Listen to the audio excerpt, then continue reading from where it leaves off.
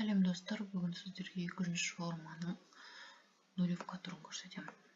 2-ші форманы бізде кімдер тапсырады? Жұмысшысы бар, бұл режимдегі және упрощенка режимдегі ИП иелері тапсырады. Ол үшін біз подать документ етіп 2-ші форманы тауып аламыз.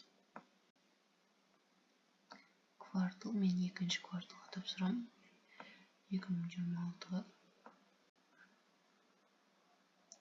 подать дегенді басамын.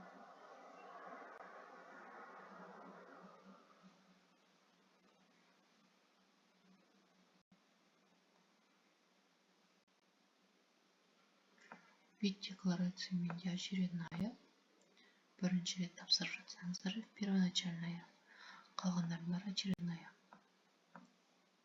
А мына дополнительный дегендер, если бір жерден қате кеткен болса, дополнительная. А сосын по уведомлению деген, если сіздерде налоговая сіздерге уведомление жіберіп, отчет тапсыр деп тұрса, сол уведомление бойынша номерін жазып тапсырасыздар. Менде қазір очередная. Признак резидентства, резидент РК. Қызыл болып тұрған жерлерін бәрін толтырып шығамыз. Мына жерде жұмысшылар, қанша жұмысшың бар деп тұр. 3 айда қанша жұмысшың бар болды. Оны көрсетеді. Менде ешқандай жұмысшы болған жоқ. Және мына жерде бірінші приложениені таңдап аламыз. Өзіміздің төлеген төлемдерді көрсету үшін. Және сол приложение ашылады бізде. Мына жерде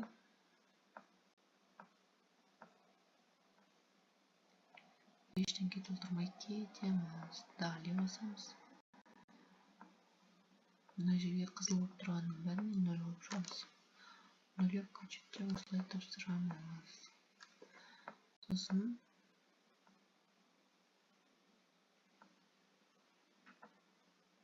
мына в свою пользу деген өзіңе салған ақшалардың бәрін көрсет дейді. Біз ештеңе салған жоқпыз.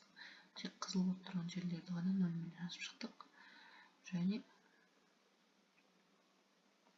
по месту нахождения деген жерге мына ИПН социалық по месту нахождения бойынша төленеді. Соны жаз деп тұр. Оны қайдан көреміз? По месту нахождения бізде посмотреть профиль деген ішінде болады. Ана по месту нахождения 6008 бізде. 6008.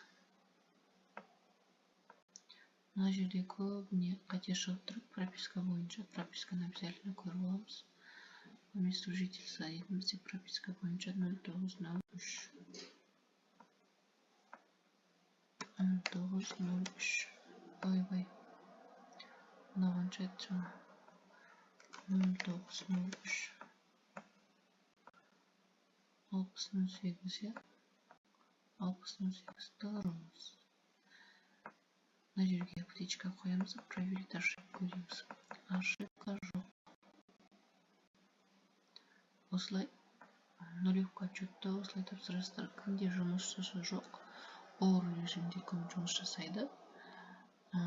Өздеріне төленген әлеуметтік төлемдер жоқ болса, осылай нулевкамен тапсырасыздар.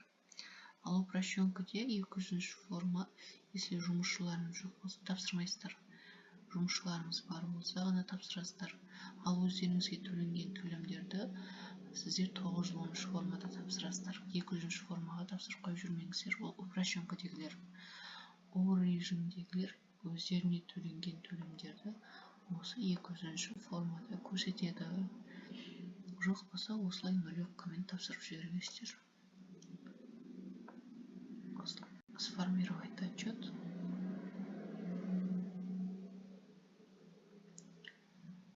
Подписать и отправить. Мына жерге толтырған данныйларыңыз шығады бәрі. Оны нулевкамен кетті. Подписать и отправить етесіздер.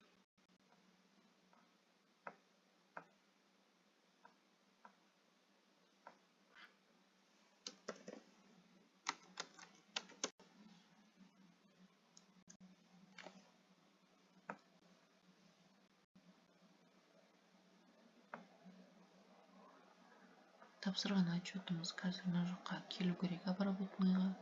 Қазір ол бізде не обработныйда тұр, подписать деп. Обработныйда обновление жасап тұрамыз. Мынау не обработный дегеннен кету керек. Міне не обработный дегеннен кетті. Обработный дегенге келді де принять деген басамыз. Толтырған формамыз мынау уведомлениесін ашып қараймыз. Міндетті түрде уведомлениесін ашып қараймыз. Ана жерде принять деп тұр. Бұл жерде статус разноски деген шығу керек астына. Сосын принять деген астына разнесена деген тұру керек. Жаңа 0 мен толтырғанымыз бәр мына жерде 0 деп қайтадан шығу керек. Оны 1-2 минуттан кейін қайтадан ашасыздар да осылай уведомлениесіне кіресіздер. Міне, мынау әлі шыққан жоқ. Отчеттарыңыз отырған болса, астына разнесена деп шығып, төленген суммаларыңыз, жаңағы отырғызған суммаларыңыздың бәрі шығу керек. 0 отырғызсаңыздар 0 деп шығу керек. Если суммаларды отырғызған болсаңыздар, сол сумманың бәрі шығу керек. Бір етіп, тағы бір рет көрейік. Уведомление деген мынау уведомлениесі, мынау толтырған форма. Әлі шықпады мынау. Астындағы мен толтырғаным тұр. Принять дегенді басып, уведомлениесін көрсеңіздер, мына осылай суммалар шығып тұрады. Разноска документа разнесен деп тұрады. Және бәрі 0 деп тұрады, потому что біз бәріне 0 қойып шықтық. Ал мына отчетта мен отырғызғам. Бұл отырғызған суммаларымыз шығып тұр. Бір көре салайық. Отырды ма? Мына отчет отырмады ма? Ана отырды. Ана бәрі 0-мен шықты. Отчеттарымыз осылай отырды ма, точно отырмады ма, бір көріп аласыздар.